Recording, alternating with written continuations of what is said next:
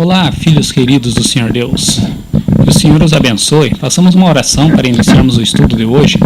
Senhor meu Deus, abençoa todas as pessoas com sabedoria, conhecimento e discernimento na sua santa palavra. Que o Espírito Santo venha a abrir os nossos olhos espirituais e que as tradições sejam derrubadas por terra, porque somente a sua palavra deve ser estudada. Em nome e por amor do Senhor Jesus. Amém. Meus amigos, capítulo de hoje 12 de Êxodo. No capítulo 12, o que temos? A instituição da Páscoa, a primeira Páscoa. A Páscoa vem do hebraico, que seria Peshá. E até em inglês ela manteve, digamos assim, o seu significado, que em inglês seria Passover, passar sobre, passar por cima. A mesma coisa que significa esse Peshá em hebraico. Mas qual a diferença? O que significa tanto isso? Porque vendo no capítulo 12, nós descobriremos muitas coisas interessantes. Versículo 1. E falou mais o Senhor a Moisés e a Arão na terra do Egito, dizendo: Este mês vos será o princípio dos meses, este vos será o primeiro dos meses do ano. Falai a toda a congregação de Israel, dizendo: Aos 10 deste mês, tome cada um para si um cordeiro, segundo as casas dos pais, um cordeiro para cada casa. Este mês é conhecido como o mês de Abib. Seria tipo, digamos, o nosso janeiro, que inicia-se o ano, seria o mês de Abib, que iniciaria o ano judaico. Versículo 5. O cordeiro ou cabrito será sem mácula, um macho de um ano, o qual tomareis das ovelhas ou das cabras. E o guardareis até o 14º dia deste mês, e todo ajuntamento da congregação de Israel o sacrificará à tarde. Comecem a prestar atenção nesses versículos e no significado deles. No primeiro mês, o mês de Abib, no dia 10, seria tirado à parte esse cordeiro. No 14º dia, ele seria sacrificado à tarde, digamos quase ao anoitecer. E tomarão o sangue e pô-lo-ão em ambas as ombreiras e na verga da porta, nas casas em que o comerem. Porque eles passarem ali ao redor da porta, nas casas que foi comida, nas casas dos israelitas. Versículo 8. E naquela noite comerão a carne assada no fogo com pães asmos, com ervas amargosas comerão. Versículo 10. E nada dele comereis até pela manhã, mas o que dele ficar até pela manhã queimareis no fogo. Bom, voltamos ali àquele assunto. Por que dessas ombreiras? Porque lembre-se da palavra Peshá, foi quando o anjo do Senhor que veio para matar todos os primogênitos, viria o sangue, e vendo o sangue naquelas casas, naquelas ombreiras, naquelas portas, ele passaria daquela casa. Opa, que é israelita, vamos para outra. Opa, que é egípcio, vamos matar. Ia na outra, opa, aqui tem sangue, aqui tem sangue do cordeiro, vamos pular. Passover, Peshá, pulava por sobre aquela casa, é israelita, opa, que é egípcio, vão matar. Foi dessa maneira que o Senhor fez a distinção para o seu anjo de quem era do seu povo e quem não era. Digamos que já seria um sinal. Outra maneira de explicar para você.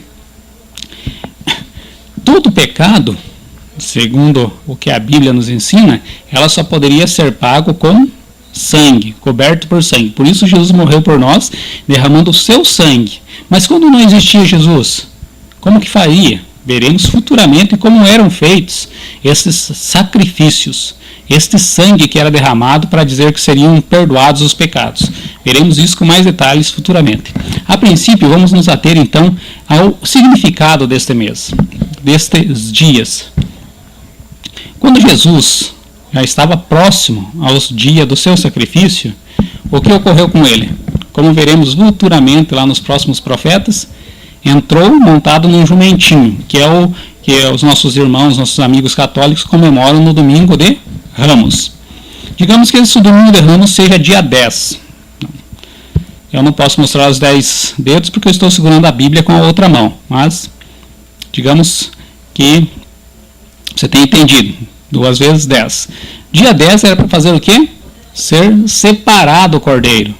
Ou seja, Jesus chegando na cidade, no lugar de ele ficar naquele local, ele se retirou com seus discípulos. No dia 10, domingo 10, segunda 11, terça 12, quarta 13, quinta 14. No 14º dia, o que era para fazer mesmo? Versículo 6. E eu guardareis até o 14º dia deste mês. Na quinta-feira, o que aconteceu mesmo? Foi a ceia de Jesus com os seus discípulos. A sua ceia, o que ele tinha? Digamos, resumindo em algumas palavras, para ficar fácil, assim como quando o pastor, no Bíblia Fácil, explicou, eu consegui entender já da primeira vez. Naquela quinta-feira, já tinha o antítipo, digamos, o cordeiro sacrificado na ceia, como tipo, o original, o mais perfeito de todos, que seria sacrificado já no outro dia. Ali passa de um simples simbolismo para algo, digamos, mais real. Faltam palavras para explicar, mas tente entender nessa simples explicação, que nós somos muito falhos em palavras, em entendimento. Que o Senhor e o Espírito Santo abençoe você a entender o que eu estou tentando te explicar. Por isso Jesus ali ele assume já o seu posto de cordeiro do Senhor Deus. E no outro dia o que acontece com ele na sexta? Ele é sacrificado. Como veremos futuramente aqui, existiam 2 sacrifícios diários. Um às 3 horas do dia, que seriam as nossas 9 da manhã, digamos que o dia ele começa com as 6 horas da manhã. Às 3 horas do dia, seria 6 mais 3, 9. E o outro seria a 9ª hora do dia. 9 mais 6, 15. Seriam nossas 15 horas, 3 horas da tarde. Às 9 horas, Jesus foi crucificado, colocaram ele na cruz. Era a morte do primeiro cordeiro do dia. E às 15 horas foi quando ele entregou o seu espírito, quando ele morreu, quando ele expirou, que era o horário da morte do segundo cordeiro no tabernáculo.